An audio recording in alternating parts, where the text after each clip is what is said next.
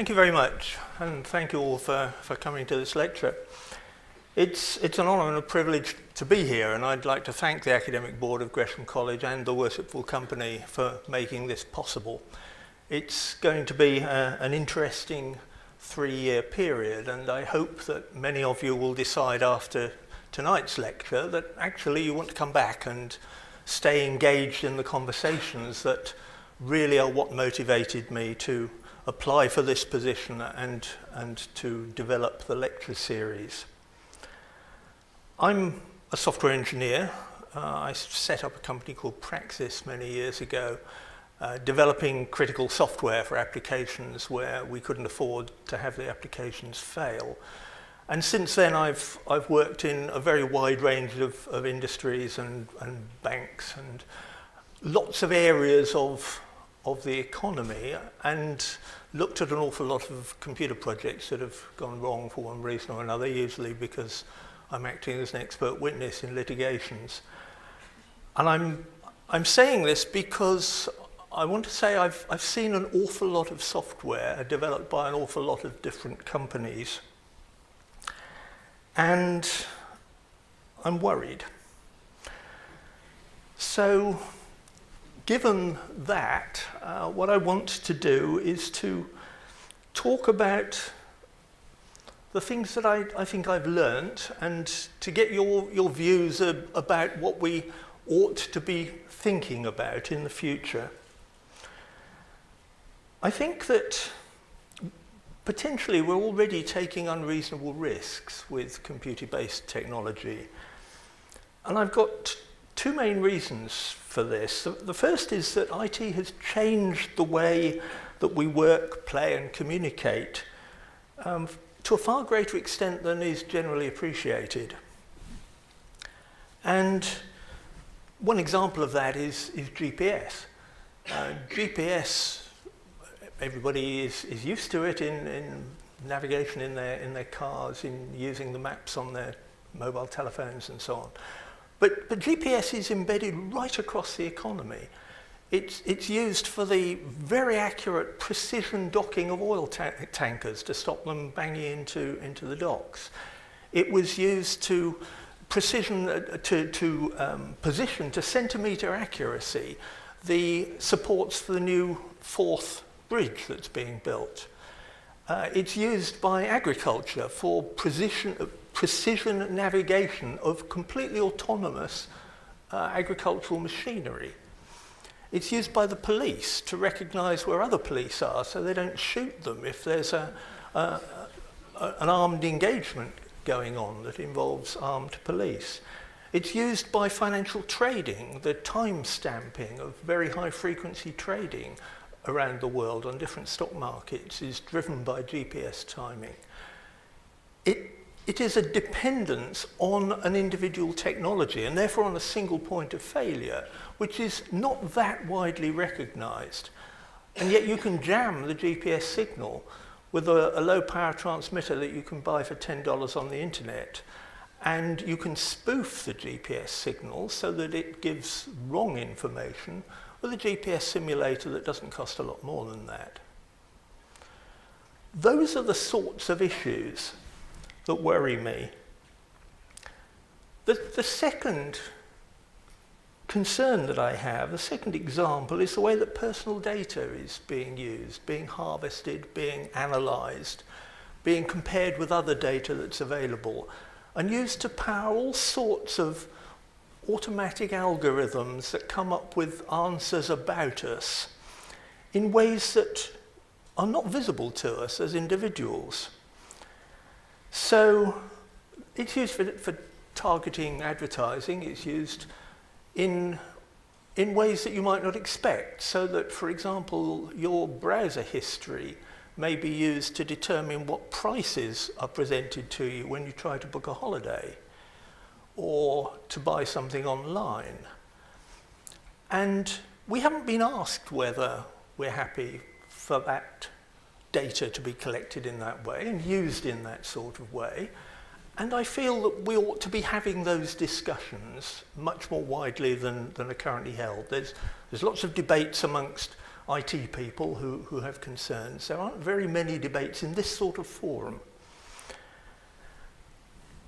My other main concern is that actually the quality of software that's being developed is very poor. And that's going to be my major theme for this evening, so we'll come back to that.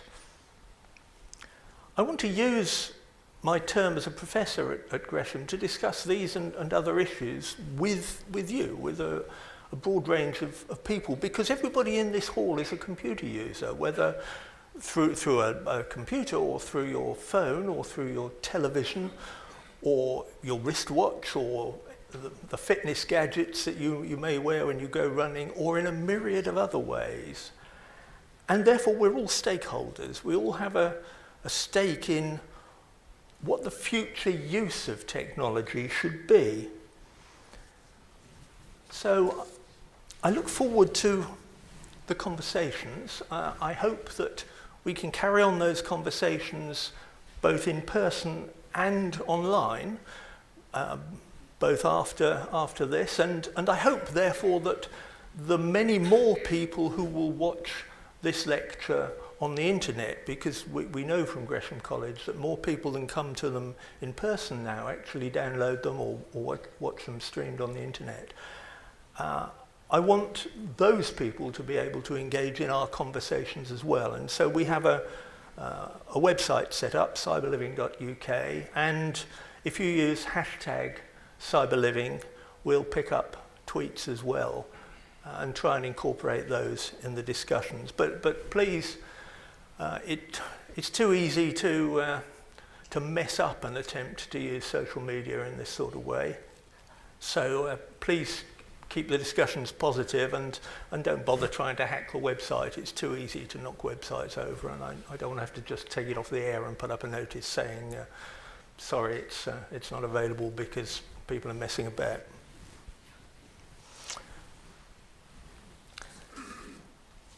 But first, what I want to do is to examine the state of computing today and whether we're already putting too much trust in computers. If I could clap my hands and stop all computers from working, then the lights would go out, trains would stop, aircraft would crash, cars would crash, shops would stop functioning, hospitals would stop functioning, the power system would go down, the water system would go down, the emergency services wouldn't be able to respond to the resulting crisis, there would be riots in major cities around the world, and lots of people would die. And that's not an exaggeration. I mean, we've already seen how quickly riots occur when you just get a power outage, as happened in New York a few years ago. So already we're very dependent on computing, and yet we're dependent on a technology that's barely older than I am. This is where it all started. With the small-scale experimental machine, the Manchester Baby at Manchester University, back in 1948. June 21st, 1948, first program ran successfully. I started in computing 21 years later. That's an IBM machine room like the one at University College where I first started using a computer. 21 years from there to there. And we've moved on rapidly since then. I mean, that was a £2 million computer in those days, so about £60 million worth of today's money. It ran at the astonishing speed of 2 million instructions a second. It was a single computer with a tiny amount of storage. Those disks held 230 megabytes of storage on each of those disks. They cost $250,000 each. That computer at UCL supported the computing needs of the entire university. And today you've got vastly more power in your mobile phone. That's the technology that we're dealing with. We could put all the computing power that was in the lunar landing module into a $2 chip these days, and that chip would contain all the communications you'd need, GPS navigation, and an accelerometer, just as part of the chip. You could get the whole of the lunar module's processing power into something smaller than the size of an aspirin. So computing's transformed the world in the last 67 years, and it's been driven by the very rapid changes in hardware. But what has happened is that that technology has enabled us to do all sorts of other things, and it's moving on a pace. So, for example, we now have something that used to be military technology, the autonomous drone with a very high resolution gyro-stabilized camera that has moved from being something that only the military could afford to being in toy shops. And that's happened really remarkably quickly, and in America one student has even equipped one with a handgun.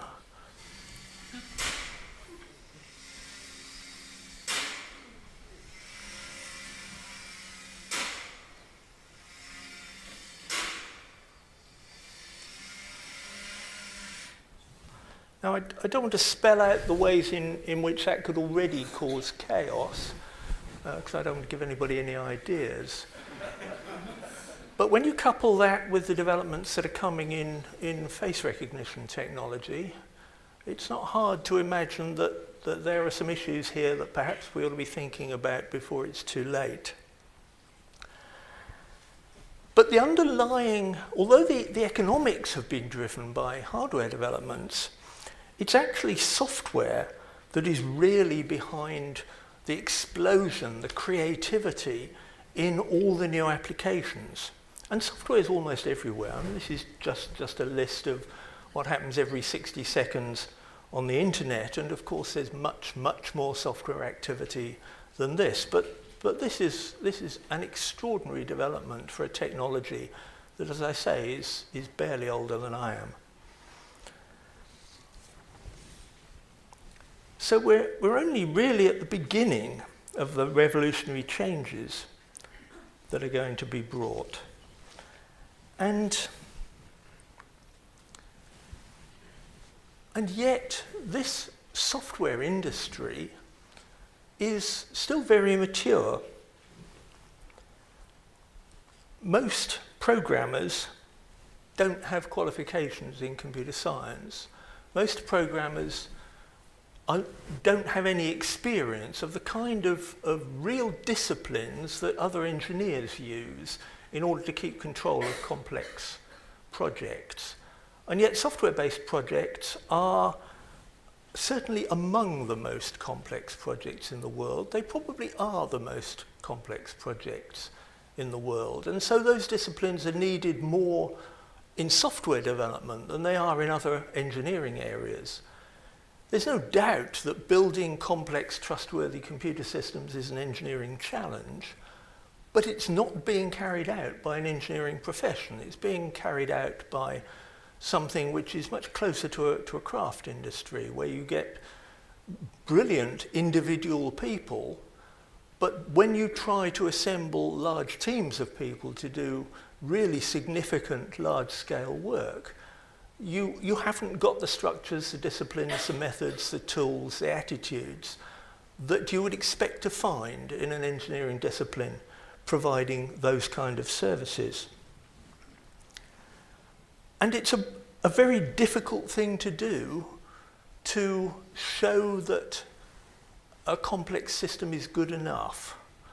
And as we'll see later, testing it doesn't tell you anything like enough about it.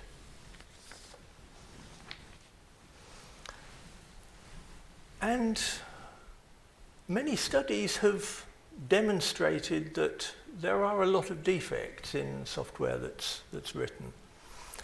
Now that's usually presented as faults per thousand lines of code, and And as we'll see, the numbers that come out of these assessments vary widely because there are disagreements about what a defect is. There are disagreements about what a line of software code is, when you can put several statements on a line, or you can have lots of lines that don't contain any active statements at all. So coming up with measurements is not a precise art. But the message that I want you to take away from the numbers that I'm going to present is that there are a lot of faults in software. Everybody who has studied it agrees with that. The academic studies that were done getting on 20 years ago now showed a range between something like 10 and 30 defects per 1,000 lines of code.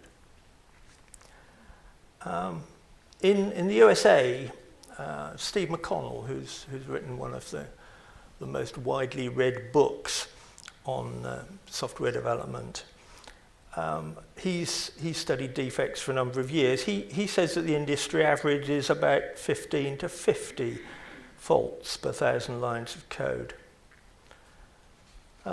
Some companies do better. Microsoft stopped its development at the beginning of this century to retrain its programmers to try to reduce the number of defects in Windows, and has greatly increased the reliability of Windows as a consequence. But when you're delivering software that contains 50 million lines of code, as Windows does, you need a very, very low fault density. Even one defect per 1,000 lines of code leaves you with 50,000 defects in the system that you're delivering, and that's a lot of potential problems. So, other quote, Kate Capers-Jones, another American consultant who writes and teaches a lot about this. He says that some of the best companies manage one defect per 1,000 lines of code, but the average in his sample was about 7. But as I say, the definitions vary, so these numbers are not strictly comparable.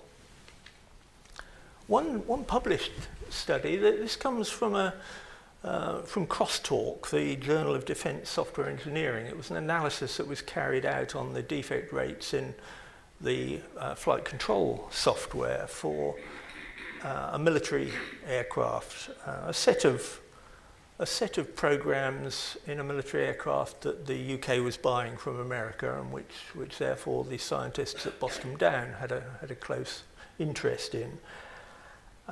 And the author of this, Andy German, studied the engine control, the fuel and centre of gravity management, warning systems, anti-icing systems, flight management systems, the weapons management, and a number of other systems. They were systems that varied in size from 3,000 to 300,000 lines of code. And these are the kind of defect rates that he came up with. You see, the worst programs written in C were actually finding a defect in every 2 lines of code. And the best in C were only 80, one defect in 80 lines of code. So across a wide range of systems written in a wide range of different languages, you get what are almost incredibly high levels of defects, unless you happen to be one of us who looks at a lot of software that's gone wrong, when you recognise that these are in fact completely plausible numbers. And what were the defects he found? Well, I won't read these out, but serious things, really quite a lot of things that could have caused quite serious problems.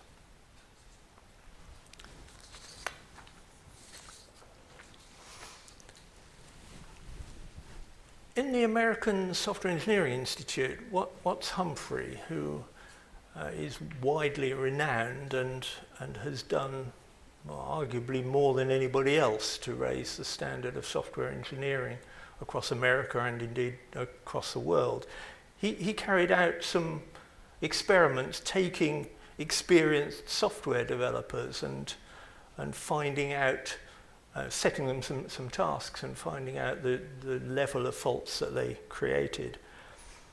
And as you can see, again, high numbers, even for the upper 1% of his sample. You're still getting 11 defects per 1,000 lines of code.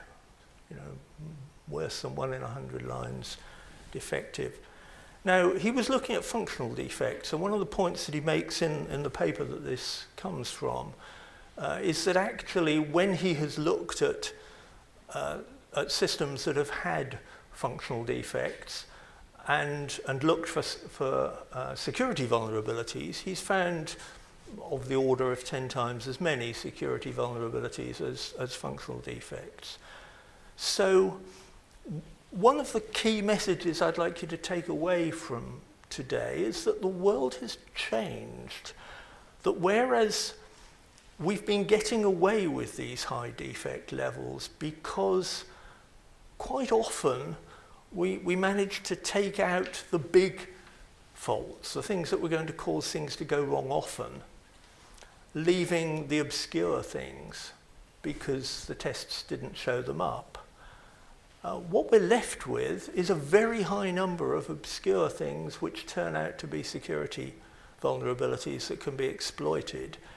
And suddenly, or gradually but very rapidly, we have found ourselves in a world where people are exploiting these vulnerabilities. And so we just have to recognize that cyber attacks, cyber threats, vandalism, activists wanting to cause damage, wanting to make a point, wanting to demonstrate something. All these things are just now part of the environment that we're developing systems to live in, and we just have to treat them like the weather or like other natural hazards that we have to account for, because it would be naive to assume that we're going to solve the problem of people trying to break computer systems. We can't do it through legislation, we can't do it through enforcement. We can only do it by becoming better engineers.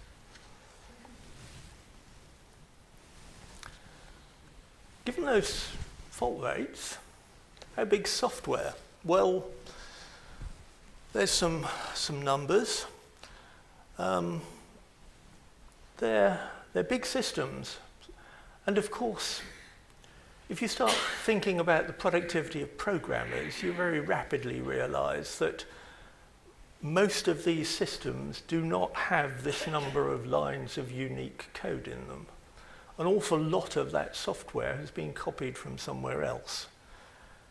And that's another issue about the way that we develop software at the moment. There is a lot of taking software from other applications, from other systems, from libraries on the internet, from open source software libraries, from other people's websites that seem to do what you want, and therefore you can just display the source and copy it into your website. A lot of the software isn't being developed from scratch, built in ways where you could actually really understand what the software is doing. Whenever you incorporate somebody else's software as part of your system, you incorporate their bugs and security vulnerabilities, and you don't know what they are. And they probably don't know all of what they are, but they might. And so if you're taking software that's been written perhaps by people in a country that might not have your interests at heart, you are exposing yourself to a vulnerability. And of course we do that every time we download an app onto our smartphone or a piece of software onto our computer. We are putting into the heart of our systems, behind any firewalls that we may have, code whose behavior and vulnerabilities we simply don't understand. So there are issues here, again, that we need to address from a societal point of view, and which I hope we will be able to discuss. How does software fail? I want to give you just a couple of trivial examples, just as an illustration. Here's an integer overflow. You've got a program, somewhere in the middle of that program you calculate a simple expression where you divide 1 by a minus b. And if the values of A and B are the same, then A minus B is 0, you divide 1 by 0, and you get what's called an integer overflow, because every school kid knows that you can't divide a number by 0 and end up with a sensible answer. How many tests would you need to run to find that bug in a program? Given that A and B are probably being generated as a result of lots of other calculations somewhere else in the program. Suppose you ran 1 million tests and it never failed. How confident could you be that it wouldn't fail on the 1,000,001st? Given that there are going to be an awful lot of expressions like this and an awful lot of ways of getting to each of them, how much have you learned by running tests? Here's another way to fail, slightly more complicated example. This is a bit of real code. It's actually, I'm told, code that came out of that military aircraft. Its job, as the function name suggests, is to ring an alarm bell. And what it's supposed to do is to return a result, a true or false, where it's telling whatever called it whether it needs to raise an alarm or not.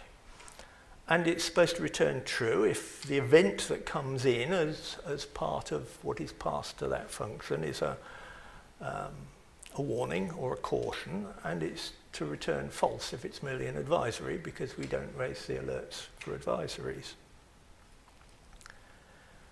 But if you actually look at the code, it says if it's a warning, then we'll set result to true. If it's an advisory, we'll set result to false.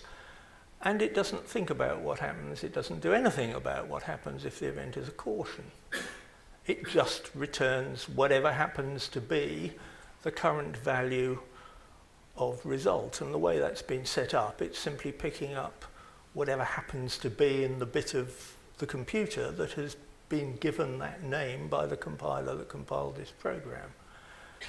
So it's an uninitialized variable, but the interesting thing about it is that what you would want it to return is false in this circumstance. No, what you'd want it to return is true in this particular circumstance. And the way that the true value is represented in the store of a computer means that you've got a high chance that it will. And under those circumstances, you can run quite a lot of tests, and it may always give you the right result on your tests. But then, when you change something somewhere else, things go horribly wrong, because the things that happen to be at that place in the store become different because something else has changed, and therefore the layout has changed, the use of storage has changed. So, even fixing a bug somewhere may create a failure somewhere else. One example of this that I encountered, I was asked to look at the solution that had been drawn up for a problem that caused trouble in UK air traffic control back at the beginning of this decade. No, at the beginning of this century, back in about 2001. The air traffic control systems at the Swanwick Air Traffic Control Centre went down, and because they were down for a few hours, UK airspace effectively had to be closed to other traffic around Europe, and it caused quite a lot of disturbance and quite a lot of financial losses. And it turned out that the problem had been in the system for over 5 years. It was introduced by a change that was made in the mid-90s, and it was triggered by a data upgrade.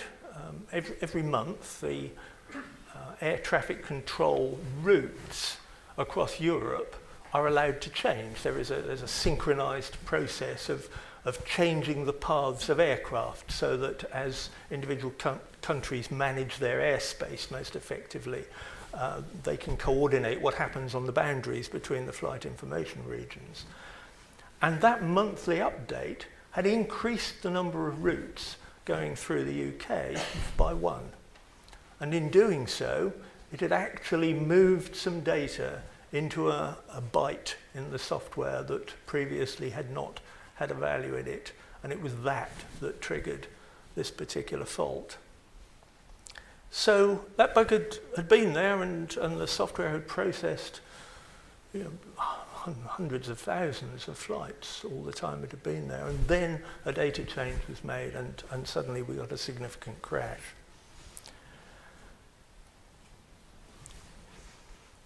So what do we do about it?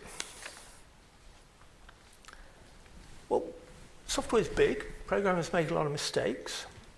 Most software is just tested. And for the reasons that I've explained, and for a lot of other reasons, that actually provides very weak evidence of the quality of the software. We've known, for 40 years anyway, that, in Dijkstra's words, I think it was, that the testing software can show the presence of bugs but never the absence of bugs.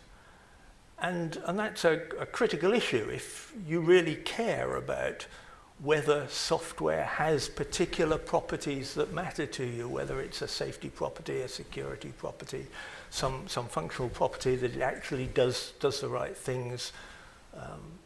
If you really need to know, and it matters to you, so you need to know with a high degree of confidence, you can't get that high degree of confidence by testing it.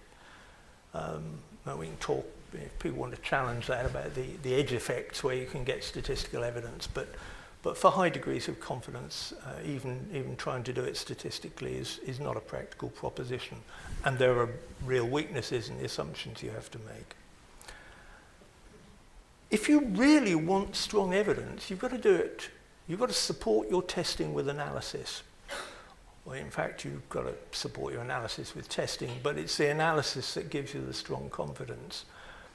We know how to develop software so that you can prove that there aren't any integer overflows, that the software can't possibly run out of memory at runtime, that it can't overwrite itself in any way.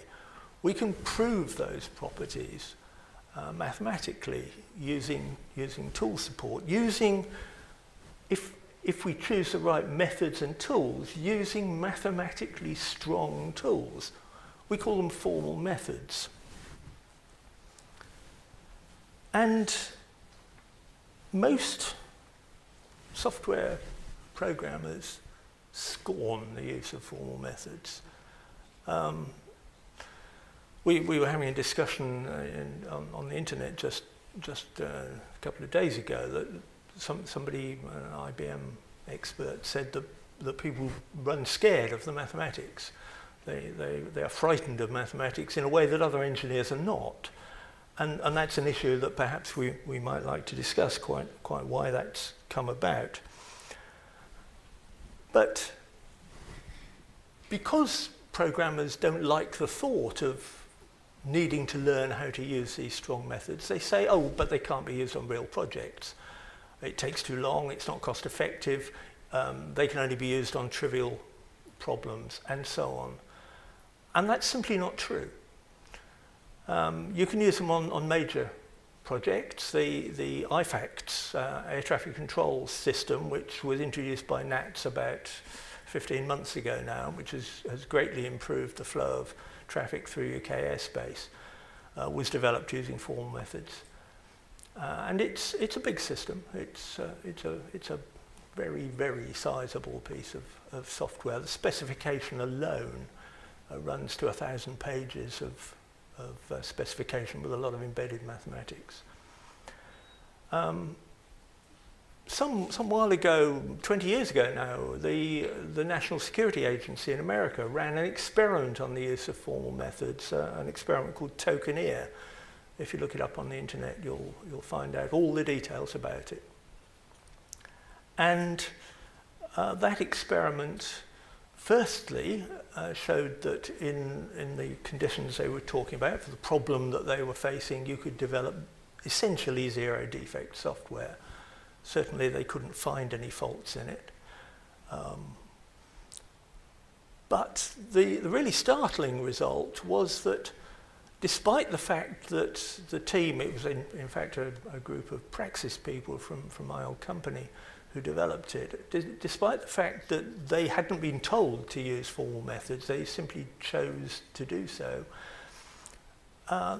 According to the National Security Agency, the productivity on that project was the highest they had ever seen in any software development that they had ever looked at. No other project had been done so rapidly and so cheaply.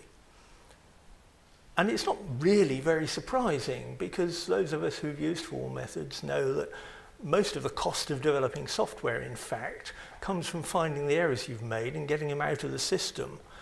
And that's a very expensive process. And so if you build the system so that you vastly reduce the number of errors that you introduce, and then you make it very much easier to find them, you actually save yourself a lot of costs later in the project.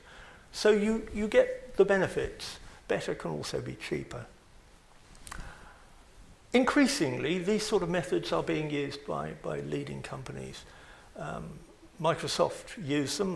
One of the reasons why Windows doesn't crash nearly as often as it used to is that a technique called model checking is now used to check out device drivers that are put into Windows. They're third-party drivers. They run with a high degree of privilege, so they can do a lot of damage. They get checked formally. Facebook is now has introduced formal methods into some parts of its development chain without needing to move away from its motto of move fast and break things. It's still nevertheless capable of getting real value out of using formal methods and formal tools. And big projects are built by people like Bosch, by Siemens doing automatic train control, even by SAP doing some formal analysis of the kind of electronic commerce work that some of their systems do. These kind of tools and techniques can be used by major companies, are being used by major companies. It's coming, but it's coming too slowly. And one of a future talk, I'll go into a lot more detail about this. It's bad when a system fails, but it may be acceptable if it's not happening too often. But when a defect can be used maliciously, then you've got another level of problem. The stage fright attack on Android systems, smartphones, tablets, anything else that's got Android in. It was assessed that 950 million phones were vulnerable to this attack. And I'll talk about cybersecurity specifically on the 3rd of May. I'd like to show you how some of these attacks work, what it is that people do, and just how cyber attacks, how people are able to take control of your computer and get it to run their software rather than your software, for example, how some of these things work. We'll come into that next year. This is, you can, no hope of reading that, but there's details of this in the transcript. This was the stage fright attack. Essentially, it was just an integer overflow attack, but it could be brought about by sending somebody a multimedia text message, specially crafted multimedia text message. And the really devastating thing about it was, firstly, that having learned how to crash phones, they then learned how to use the same attack to take them over and run rogue software on it, to turn on the microphone, to turn on the camera, for example, without you knowing about it. Secondly, they discovered that there were an awful lot of unpatched systems in the world, because an awful lot of people who use Android use them in applications where there isn't a rapid update. And perhaps the worst thing about the exploit on phones was that you didn't even have to open the message, because the automatic display of you've got a message was enough to execute enough of the code to actually cause this attack to work. So all you needed to do was to send somebody a specially crafted message. I'm sure you'd love to know how they did that. Well, the code that does it is available on the internet. Having announced it, having given it to Google so that they could release a patch for it, the researchers have published a script that generates the attack. So now anybody who thinks that they know somebody who's running what might be an unpatched Android system has access to an automatic way of generating something that can be used to run the attack. Bad software's bad news. And these sort of exploits aren't new. We've had internet viruses, internet worms around for decades, and they've caused big economic loss. You may recall from half a lifetime ago the slammer worm, the code red worm, the Melissa computer virus. Each of them caused over $1 billion worth of damage. Some of them several $1 billion worth of damage individually. There have been known and proven software failures that have caused deaths. Well, one of the most famous and best analysed is the Tharic-25 radiotherapy machine that massively overdosed 6 patients, which has been analysed by Nancy Leveson, a leading researcher in the United States. And again, all the details of that are available on the web, and I think I've put references to her papers into the transcript. But if I haven't, and you want references to any of the things and you don't find them in the transcripts, simply send a tweet or make a comment on the cyberliving.uk website, and I'll get that detail to you. There have been lots of safety-related recalls. Hundreds of thousands of pacemakers and other medical devices have been recalled because of software faults. And of course, nobody knows how many deaths have been caused, because one of the problems of a software error causing a system to go wrong is that when you come to look at the system after the accident, it looks just the same as a new system did. When a mechanical system fails, it tends to fail by something breaking, and you can look at the wreckage and see the broken bits and work out what went wrong. When a software project goes wrong, the code simply did what it did, and it's very hard looking at the code afterwards to work out whether it was actually the code that caused it or something else. If your automatic braking system in your car causes one of your wheels to lock up and you skid off the road, who's going to know that actually it was a software fault rather than your bad driving?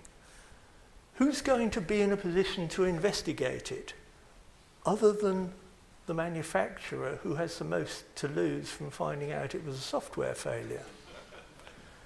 So nobody knows how many fatalities have been caused by bad software. It's perfectly obvious nobody could possibly know.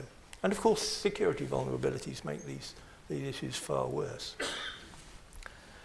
There have been some interesting and reported problems in cars. There's the uncommanded acceleration in the Toyota Camry. If you follow this link, which again is in the transcript, you'll see that an expert witness in that case found what he described as egregious faults in the way that the software had been developed, quite shocking failures to follow good engineering practice in that software. And other manufacturers have recalled cars for software faults. There's a number of reports around of these sort of issues arising, as you can see. There's a recent Senate report saying that most cars are vulnerable to hacking or to having private information stolen about where you've been and what you've been doing.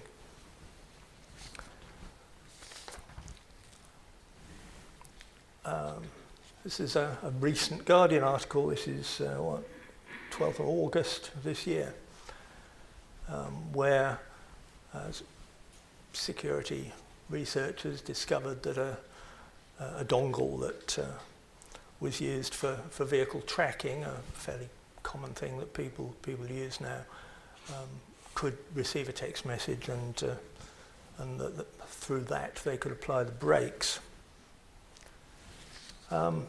This is a wonderful demonstration, and again well worth actually looking for it on the internet and following it up, and then watching the video of the driver who was actually on the slip road of a motorway when they took control of this system. He knew it was coming, but first they took over the dashboard display and put up some messages telling him he didn't have control over the car anymore. Started playing messages over the audio system in the car. Then they started tweaking the steering, and then they disconnected brakes and started playing around with the throttle. He obviously he was not happy. It's a good video to watch. It was even though he knew it was happening and trusted the people who were doing it, it was clearly pretty scary. And that was just a security bug in a widespread in the Uconnect system that was widely available for these vehicles. And essentially, any system that is connected to the internet may be vulnerable. And of course, systems that are not connected to the internet may be vulnerable too. The uranium centrifuges that were attacked by the Iranian ones that were attacked by the Stuxnet virus and destroyed a few years ago were not connected to the internet. That attack was done by tricking somebody into putting a USB stick into somewhere where it was possible to get access over internal connections to the control systems of those centrifuges. And again, that's been written up in great detail, and if we wanted a future lecture on that, we could go into the detail of how that was done, because it's been analysed very well. It's a lovely example. This is a communication from the US Food and Drug Administration telling people not to use a particular infusion pump that's internet connected because security vulnerabilities have been found in it. Infusion pumps are the things in drips in hospitals that administer drugs at controlled rates into intravenous drips. Not the kind of thing you want somebody tampering with from the other side of the country or the other side of the world. And researchers who have gone looking for medical equipment have found MRI scanners, X-ray treatment machines, all kinds of medical equipment that's internet connected and running known software, operating systems that have known vulnerabilities. And you can find this stuff easily, because if you know the kind of thing you're looking for, you can just simply do a Google search, and Google will have indexed the code sequences. Indeed, there's a separate search engine called Shodan, which specializes in helping you find internet-connected industrial control systems. So it's easy to find systems with these sorts of vulnerabilities. And you may recall a couple of years ago, a website was in fact taken down, which was displaying pictures from people's video monitors, typically that had been set up in care homes and in children's bedrooms to provide carers and parents with a remote way of checking that people were all right. But because they were internet connected, and because the passwords were well known and built in and couldn't be changed, and therefore everybody who had one knew what everybody else's password was, it was extremely easy to go and look at other people's video monitors. And there was this website that was displaying all kinds of intimate pictures. Finally, somebody persuaded the individual to take it down. But the key thing is that the vulnerabilities are still there. You could go and set up a website that did exactly that tomorrow if you wanted to. And then there's data hacks. The United States Office of Personnel Management handles all the security clearances for everybody in America who needs a security clearance. And somebody, the Americans believe it was the Chinese, stole all their records, including all the very, very intimate interviews where, if you're going for high security clearance, they want to know about, you know, every affair you've ever had, what your sexual practices are, all sorts of stuff that other people might be able to use to blackmail you has to be disclosed. And all that was stolen, including all the biometrics. So all the digitized fingerprints of all these people were stolen. Millions of people stolen. The Ashley Madison website, Life's Short, Have an Affair, website for people looking for people to have an affair with. They had not just all the personal details of all their subscribers, but all the financial details and most of the code of the website stolen. The code turned out to be quite interesting, because it turned out that quite a lot of the supposed women on the website were in fact automatic robots that were programmed to send provocative messages to the men who were paying a fee to respond to the messages. But and you may think, well, you know, they asked for it, but it's caused marriages to break up, it's caused suicides, people have lost their jobs. These are serious issues. And medical data is a serious issue. People's medical data contains the kind of information which can easily ruin a marriage, ruin your life, which if you live in particular communities with particular behavioural standards could cause you to be murdered. Medical data needs to be private. The notion that some politicians put across, that if you've got nothing to hide, you've got nothing to fear, is just a callous piece of idiocy. Everybody's got things that they need to protect, either for their own protection or for others' protection. People protecting the identity of their adopted children, perhaps, from abusive birth parents. All sorts of reasons why people need privacy, and yet these attacks continue to happen. And the reason that they continue to happen is because they can, because there's a big commercial market for this kind of data. You can sell a personal profile on the dark part of the internet for several dollars. So if you can pick up a few million of them, you can make a lot of money, because they're used in spear phishing attacks by criminals who then want to use them for financial extortion or whatever. So the only way we're going to solve these problems is by doing better engineering. And bringing that about is going to be a major challenge, because we're going to need to change the culture of an industry to get software development to go through the sort of maturing in a decade or two that it's taken other engineering professions centuries to achieve. But because of the rate of change, we have to address that problem urgently, in my opinion. And of course there's financial attacks as well. 20 million, says the National Crime Agency, and that's just a particular virus that is embedded in an attachment in an email that is sent to people and which they open. Don't open attachments if you don't know with very high confidence that they're going to be safe.